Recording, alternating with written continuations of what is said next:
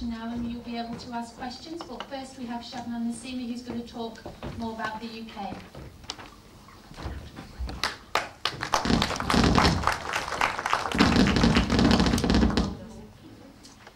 Okay. Good afternoon, everyone. My name is Shabnam. I'm a university student here in London studying law.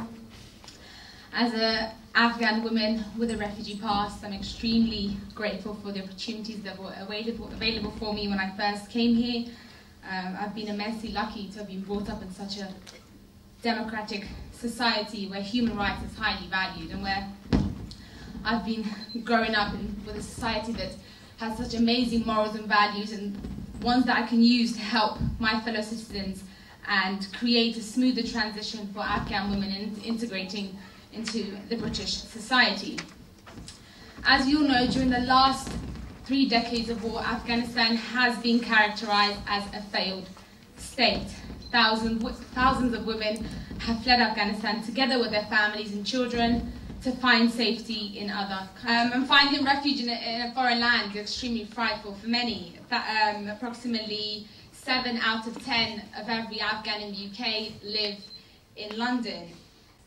From working and volunteering in the Afghanistan Situation Association and working with Afghanistani women, I have found that many of the needs of Afghan women are not being met. This is mainly because Afghan women lack the knowledge and understanding of their rights and protection, and organisations such as the European Campaign for Human Rights in Afghanistan are here as key components for empowering Afghan women and increasing their status in the British society. The European Campaign for Human Rights in Afghanistan is a campaign that promotes social networking, creating ties, and consequently connecting, developing relationships, and sharing interactions among the Afghan diaspora. The network that we hope to flourish will allow for networking, meeting, sharing concerns, and in the end, coming up with challenges that Afghan women are facing in their daily lives in the UK. A network for Afghan women is extremely important. It will create a supportive framework within which women can work towards integration into society, whether it be in the EU, Afghanistan, or the wider world. It will give them the opportunity to encourage and engage with one another, engage in times of both good and bad, exchange views, and to receive and give advice. In many cases, Afghanistani women living in the UK may feel isolated, unsupported, or even undervalued. And we believe that such a social network of Afghan women and having the opportunity to give praise to and receive praise from other women like them will, in the end, give them, as a result, Afghanistani women will become role models for one another. The campaign can be the first point at which an Afghan woman's immense capabilities can be recognized, and it can lead to a more general acceptance and recognition of the great contribution that an Afghanistani woman can make to the societies they are part of. It is essential that Afghan women can and are able to communicate with each other, and once this occurs, the network can expand. In order to communicate and connect, the women can use the internet, social networking sites, emailing, and all, in addition to face-to-face meetings, conferences, and social events. All these measures will allow women from Afghanistan to be in constant contact and be given the opportunity for relationships to be built and maintained. As there aren't many networks that exist for Afghanistani women in the EU, the new initiative, which was launched by Dr. Nasimi in November 2011, the campaign for the progress of Afghanistani women in the UK, would be a good start to, for other women to set up their own organisation.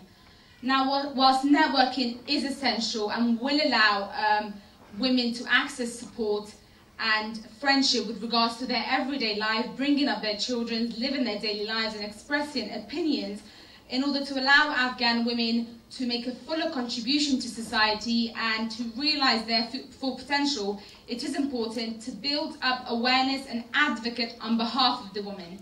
This includes encouraging those women who want to study, those who want to work, and gaining community acceptance from the wider society for them to do so. It is also important that political lobbying takes place so that Afghanistani women have a voice that can be heard by influential people, allowing them to be involved in the political arena and create political ties. The idea that women can connect with each other will allow them to build political ties and have a voice. And it's not just about the fact that integrating in society, because that's just a normal way of living, but having a voice and sharing their concerns and showing that if we have a say, the community they live in the UK affects their lives. The European Campaign for Human Rights in Afghanistan, based in Lewisham, could arrange to set up meetings among women, train them, and use the internet, social networking sites, and the email to produce newsletters that keep them connected and disseminate information on issues which affect them. But also the campaign can advocate for women, raise awareness, encouraging people from the wider world to provide assistance, including visiting the country and perhaps running a wide range of workshops that will empower women. Among others, trainings will be held for the provision of skills in communication and networking, as well as seminars on health and citizenship classes, and providing advice and guidance on the possible education and career opportunities available for them. And we believe that in order to achieve all this, women can take a leading role, and it's important to set up a self-group among Afghanistani women where they can meet regularly, share their concerns, and this can only be achieved if we all either become members of the European Campaign for Human Rights in Afghanistan, join the Board of Trustees, or become members of the Campaign for Women. Empowerment of women is extremely essential, and it is important for us to set up our own group. And the group will then have to formulate further questionnaires and produce research documents on what women in the UK, Afghan women in the UK, need. One of the most influential factors that is keeping them behind, stopping our women from further education, training, employment, accessing health and social care services, reading newsletters, going about their daily lives, newspapers, watching TV, is the lack of fluency in the English language. And we hope that through this project that we hope to start and to flourish is to empower our women through increasing their knowledge and understanding of the British way of life, equipping Afghanistani women with the skills needed to overcome some of the barriers they're facing that prevents them living easier lives, improving their English so they don't feel handicapped and excluded, increasing their community participation through social interaction, so that they will be able to, once again, in the UK, live a life that they are, as human beings, entitled to universally, but have never been given the opportunity to do so. Thank you.